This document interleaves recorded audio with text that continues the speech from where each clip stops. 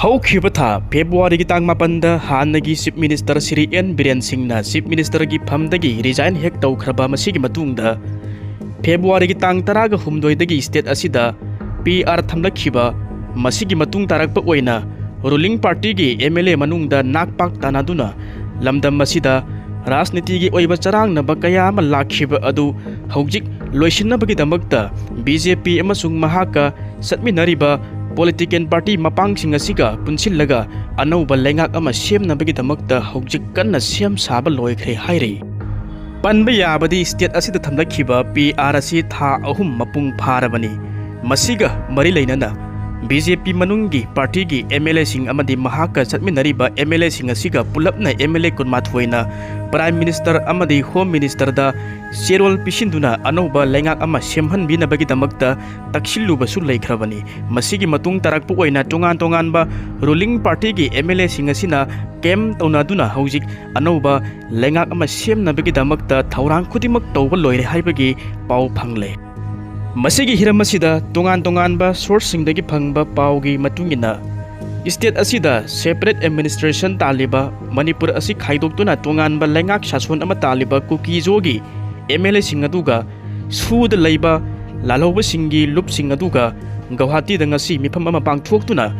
State ꯑꯁꯤꯗ ꯑꯅꯧꯕ ꯂꯩꯉꯥꯛ ꯑꯃ ꯁꯦꯝꯕꯒꯤ ꯃꯇꯥꯡꯗ ꯇꯣꯉꯥꯟꯕ ꯋꯥꯐꯝꯁꯤꯡ ꯄꯨꯈꯠꯇꯨꯅ ꯋꯥ ꯈꯟꯅꯔꯒꯅꯤ ꯍꯥꯏꯔꯤ꯫ ꯃꯁꯤꯒ ꯃꯔꯤ ꯂꯩꯅꯅ ꯀꯨꯀꯤꯖꯣꯁꯤꯡꯒꯤ ꯑꯣꯏꯕ ꯑꯅꯧꯕ ꯀꯔꯤ ꯊꯕꯛ ꯊꯧꯔꯥꯡꯁꯤꯡ ꯄꯥꯡꯊꯣꯛꯀꯅꯤ ꯑꯃꯗꯤ ꯃꯈꯣꯏꯒꯤ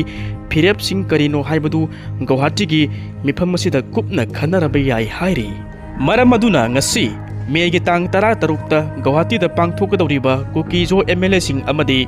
ꯁꯨ ꯆꯠꯅꯔꯤꯕ ꯂꯥꯜꯍꯧꯂꯨꯞꯁꯤꯡ ꯑꯁꯤꯒ ꯎꯟꯅꯒꯗꯧꯔꯤꯕ ꯃꯤꯐꯝ ꯑꯁꯤꯗ ꯇꯣꯉꯥꯟꯕ ꯃꯔꯨꯑꯣꯏꯕ ꯑꯦꯖꯦꯟꯗꯥ ꯀꯌꯥ ꯑꯃꯁꯨ ꯈꯟꯅꯔꯒꯅꯤ ꯍꯥꯏꯔꯤ꯫ ꯄꯟꯕ ꯌꯥꯏ ꯀꯨꯀꯤꯖꯣꯒꯤ MLAꯁꯤꯡ ꯑꯃꯗꯤ ꯁꯨ ꯆꯠꯅꯔꯤꯕ ꯂꯥꯜꯍꯧꯕꯁꯤꯡ ꯑꯁꯤꯒ ꯎꯅꯅꯕꯒꯤꯗꯃꯛꯇ ꯐꯤꯔꯦꯞ ꯂꯧꯔꯛꯈꯤꯕ ꯑꯁꯤ ꯆꯨꯔꯆꯥꯟꯄꯨꯔꯗ ꯄꯥꯡꯊꯣꯛꯈꯤꯕ ꯀꯨꯀꯤꯖꯣ ꯀꯥꯎꯟꯁꯤꯜꯒꯤ ꯑꯍꯥꯟꯕ ꯃꯤꯐꯝꯗ ꯋꯥꯔꯦꯞꯅꯈꯤꯕꯅꯤ ꯍꯥꯏꯔꯤ꯫ ꯃꯤꯐꯝ ꯑꯗꯨꯅ ꯇꯣꯉꯥꯟꯕ ꯐꯤꯔꯦꯞ ꯀꯌꯥ ꯑꯃꯁꯨ ꯂꯧꯃꯤꯟꯅꯈꯤꯕ ꯂꯩꯈꯤ ꯍꯥꯏꯔꯤ꯫ ꯃꯁꯤꯒ ꯏꯔꯣꯏꯅꯅ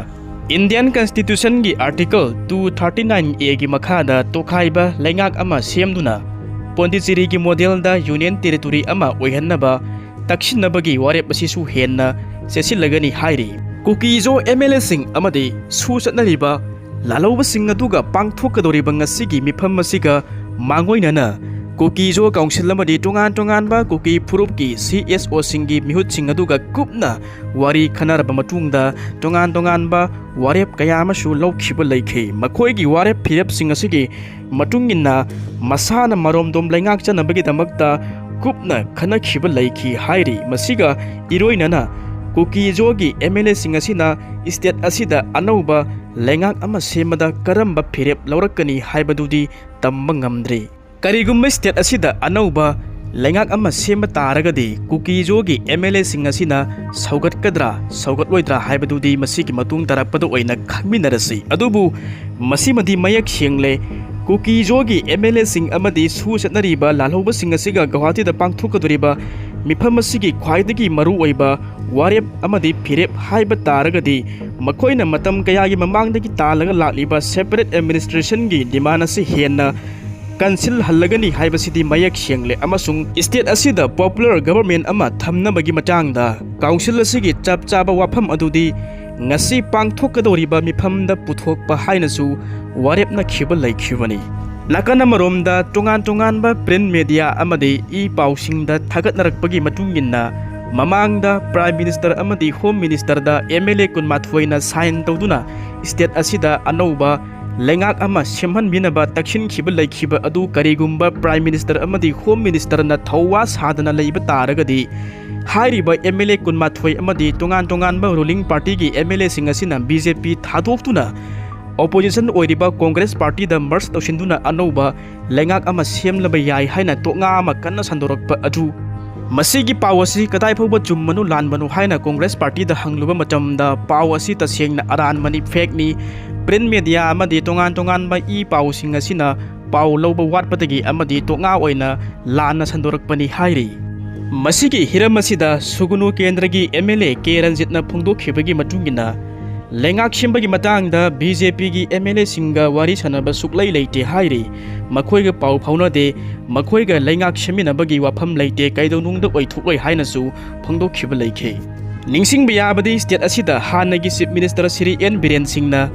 resign hek tawkhraba masigi matungda state asida PR gi lengak lakhre masida Manipur gi praja miyamna PR gi lengakta thajaba thamlamba asi ingkumja 2023 gi megi tang ahum dagi satharakhiba KUKI narco terrorist singi landa asi mapung phana loisinduna Manipur asi mahosagi saktamda ingtapa purakani haina khallubani adubu ngasidi Manipur gi miyamna PR gi lengakta thamlamba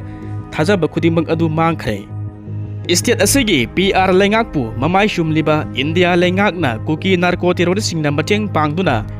Jelomi singi mathakta mihat mipun misi minagi landa sathariba KUKI jogi mihut kharana Jelomi mitei maitei singi mihut kharaga Delhi da unaduna wari sanabagi lila amadi ukhi masigi makhata na ani suba round gi wari sanagani haina namthak tawduna ngasi phauba wari sanadana lakhibani tasingna India lengaki oinadi irang asigi wakhainaba puraknaba kanna khotnari haiba adugi mawongda KUKI jo sing asina thingduna thamliba national highway sing asi hangdokani haibagi thajabasu pirakhiba laikhibani hangdoknaba honabada misi mina nangba yaba khusu kulai matik sana paiba KUKI narco terrorist sing aduna Imphal Dimapur lambigi mafam kaya amada irang tawkhibani security yauna misi mina asok apan phawba thuhan khibani PR gi lengakna mara laiba singda karisu tawba ngamkhide masida khwaidagi henna angakpa amana Myanmar da pokpa Myanmar da chaurakpa PS Haukip kauba amana president oina terrorist loop ama KNO likhat khiba amadi Myanmar da MP su oiramba aduga Myanmar gi lengakta landarubagi Manipur gi Surchanpur da sangjapam lauduna hinglakhiba terrorist loop ZRA gi chairman Thanglen pau guite kauba masina chingba tongan ba KUKI terrorist sing amadi loop sing asina mateng pangliba KUKI jo singna tawning ba tawbada India lengakna karisu tawba ngamdaba asini India lengakna masigumba KUKI narco terrorist sing asidagi lamhen tuhen ba thabak singi mathakta matik chaba thabak lokhatpa ngamdabana matik chaba khulai paiduna lambi lamjau da phongna chatpa miyamna khangna unaraba ngaktani India lengakna makhoiba yoktuna thamnabagi damakta suspension of operation su asi satnarubadagi sugi ingadaba niyom sing thugaiduna national highway sing da phongna lut kaya amasu tawkhi amadi tawri highway da sathok chasin tawriba gari kaya dagi launing ba taxing lauraga lakhibani adumak lauri masi khudimak asidagi henna angakpa amana lakliba megi tang kundagi kunmari phauba ukhrul da pangthukadoriba Siroi Lili festival da Yelomi oiriba mitei sing asi KUKI na tariba khul sing natragana territory sing phauduna chatpa yaroi haina athingba pirakhiba asini masida KUKI narco terrorist sing asina saugatpa KUKI jo village volunteers eastern zone ko balup amana seron ama thadorliba asida hojik lairiba state asigi PR gi lengak amadi center gi lengak na tumina laisiliba asini